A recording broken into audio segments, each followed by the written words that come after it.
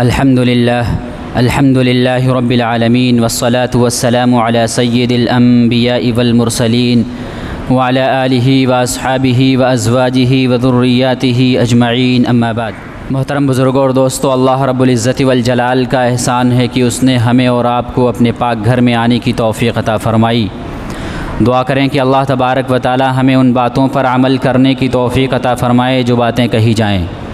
ابھی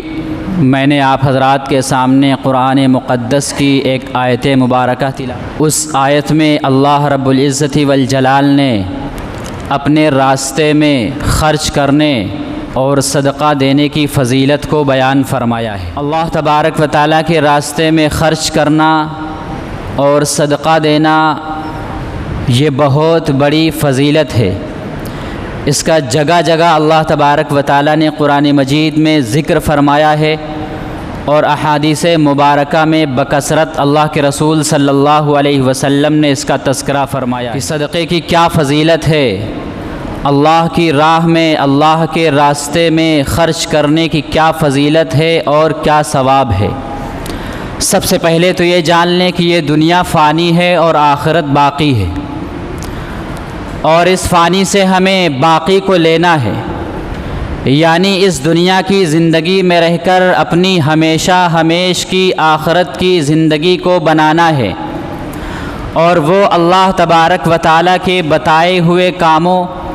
اور اللہ کی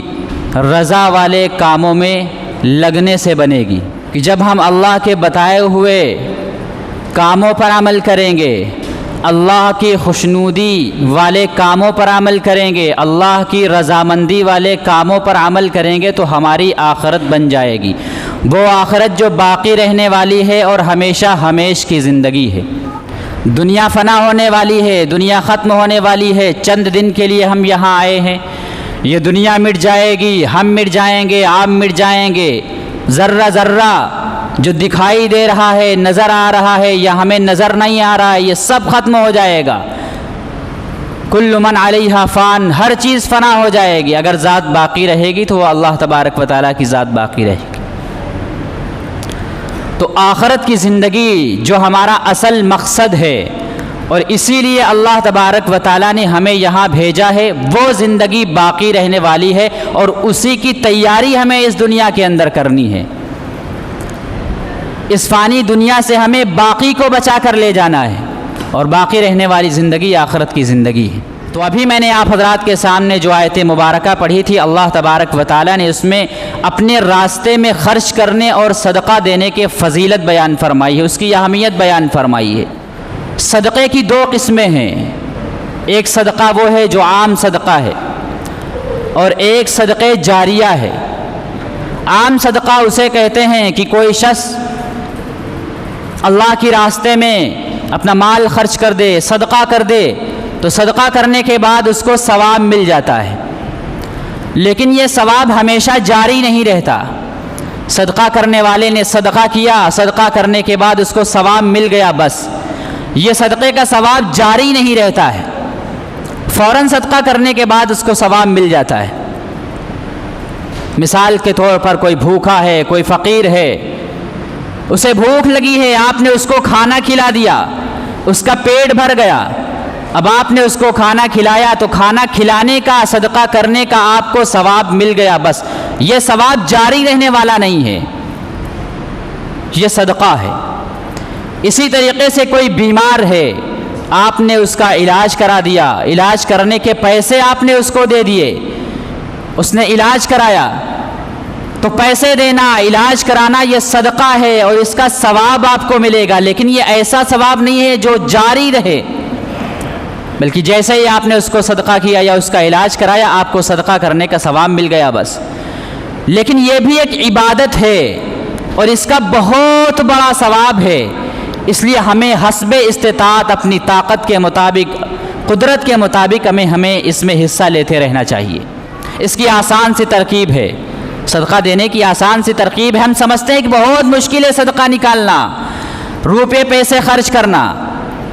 اللہ تبارک و تعالیٰ نے جس کو جتنا نوازا ہے، اپنی حیثیت کے مطابق،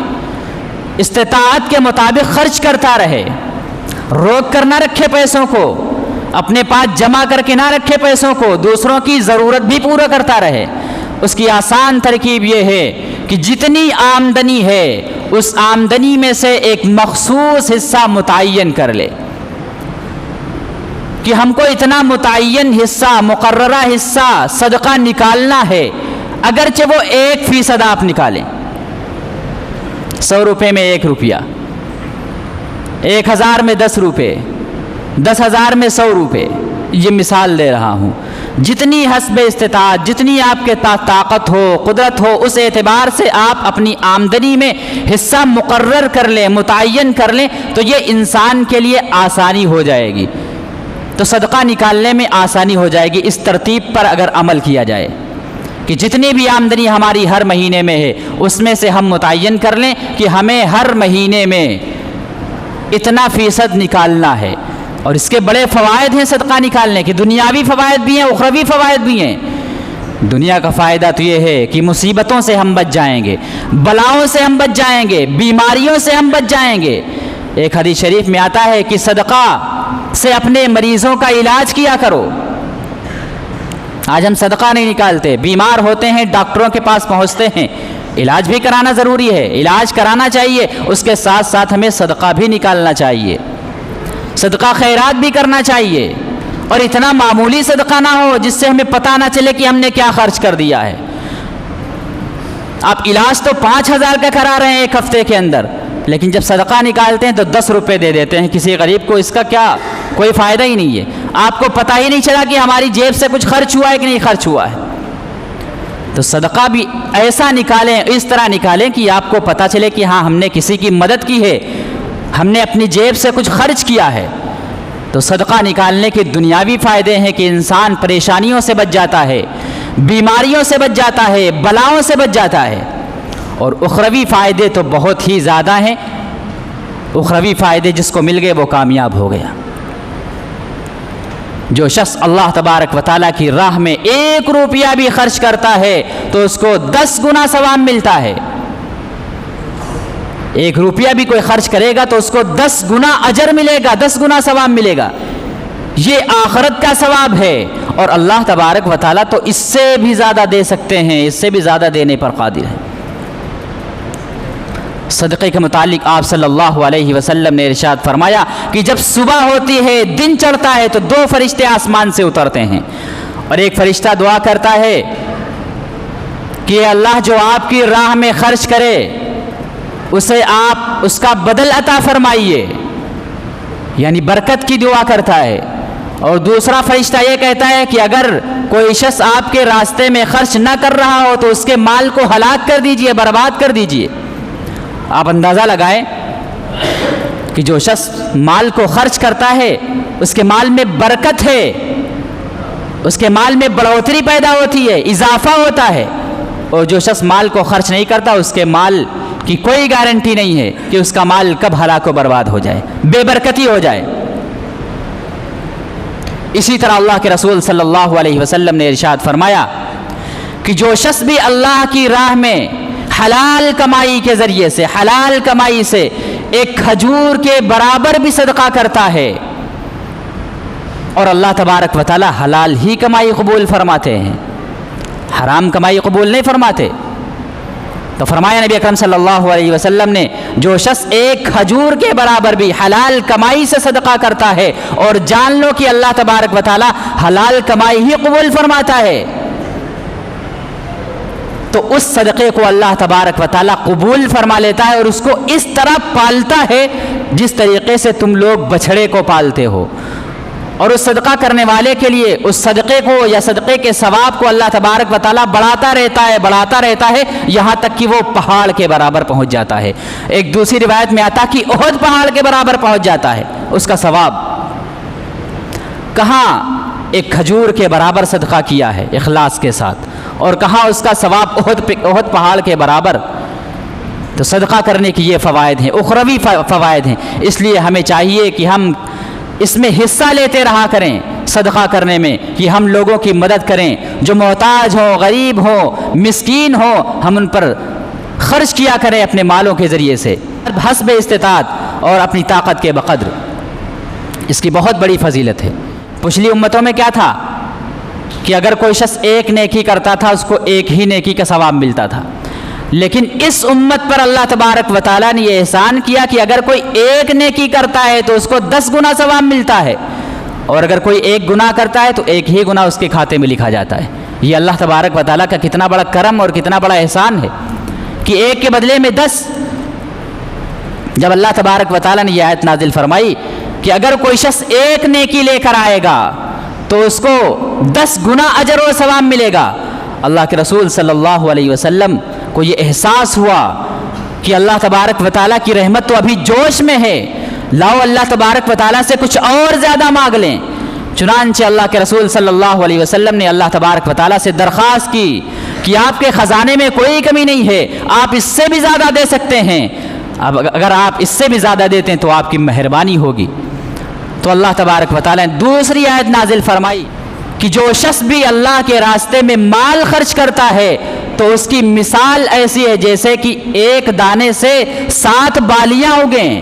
اور ہر بالی میں 100 دانے ہوں، اور اللہ تبارک و تعالیٰ اس سے بھی زیادہ دیتا ہے جس کو چاہتا ہے، اور اللہ تبارک و تعالیٰ وسعت والا ہے اور علم والا ہے۔ تو اتنا زیادہ اللہ تبارک و تعالیٰ نے ثواب دینے کا وعدہ فرمایا ہے۔ اور ایک تیسری جگہ اور ارشاد فرمایا اگر تم اللہ کی راہ میں خرچ کرو گے تو تمہیں اللہ تبارک و تعالیٰ اس سے بھی زیادہ بڑھا چڑھا کر دے گا، اس میں کوئی قید نہیں ہے کہ 10 گنا دے گا، 700 گنا دے گا، کتنا دے گا، کوئی حد نہیں ہے۔ تو یہ اللہ تبارک و تعالیٰ کا کرم ہے، احسان ہے صدقہ کرنے والوں پر، لیکن یہ اسی وقت ممکن ہے جب 2 باتوں پر ہم عمل کریں گے، ایک تو یہ کہ حلال کی کمائی ہو، حرام کی کمائی نہ ہو، اور دوسرے یہ کہ اخلاص کے ساتھ خرچ کیا جائے، خلوص دل کے ساتھ خرچ کیا جائے، اس میں دکھاوا نہ ہو، شہرت نہ ہو، ریاکاری نہ ہو، تعریف نہ ہو کہ لوگ تعریف کریں، واہواہی نہ ہو مقصود ہو۔ اگر واہواہی مقصود ہے، تعریف مقصود ہے تو پھر یہ ثواب ملنے والا نہیں ہے۔ تو یہ صدقے کی ایک قسم ہے جسے صدقہ کہا جاتا ہے، یہ بہت اہمیت کا حامل ہے، اللہ تبارک و تعالیٰ کے یہاں اس کا بہت بڑا ثواب ہے۔ اور دوسرا جو صدقہ ہے وہ صدقہ جاریہ ہے، جاری رہنے والا صدقہ جس کا ثواب انسان کو ہمیشہ ملتا رہتا ہے۔ ایسا صدقہ کہ انسان ایسا کام کر جائے جو تا دیر قائم رہے، کہ انسان مر کر قبر میں چلا جائے اس کے بعد بھی اس کو اس کا ثواب ملتا رہے۔ نبی اکرم صلی اللہ تعالیٰ علیہ وسلم نے اس کی چند مثالیں بیان فرمائی ہیں کہ چند آدمی ایسے ہیں کہ اگر وہ مر کر بھی اپنی قبر میں چلے جاتے ہیں تو ان کا ثواب ان کو ملتا رہتا ہے۔ اس کو صدقہ جاریہ کہتے ہیں، جاری رہنے والا ثواب، جاری رہنے والا صدقہ۔ فرمایا کہ پہلا شخص وہ ہے جو کسی کو علم سکھا دے، اور دوسرا شخص وہ ہے جو نہر بنوا دے، اور تیسرا شخص وہ ہے جو کنواں کھودوا دے، اور چوتھا شخص وہ ہے جو درخت لگوا دے، اور 5واں شخص وہ ہے جو ترکے میں قرآن کریم کو چھوڑ جائے، اور 6واں شخص وہ ہے جو مسجد بنوا جائے، اور 7واں شخص وہ ہے جو نیک اولاد کو چھوڑ کر چلا جائے۔ یہ کیا ہے؟ صدقہ جاریہ۔ جس شخص نے یہ کام کر لیے اور مر گیا، قبر کے اندر چلا گیا، اس کو مرنے کے بعد بھی ثواب ملتا رہتا ہے۔ کسی نے کسی کو علم سکھا دیا،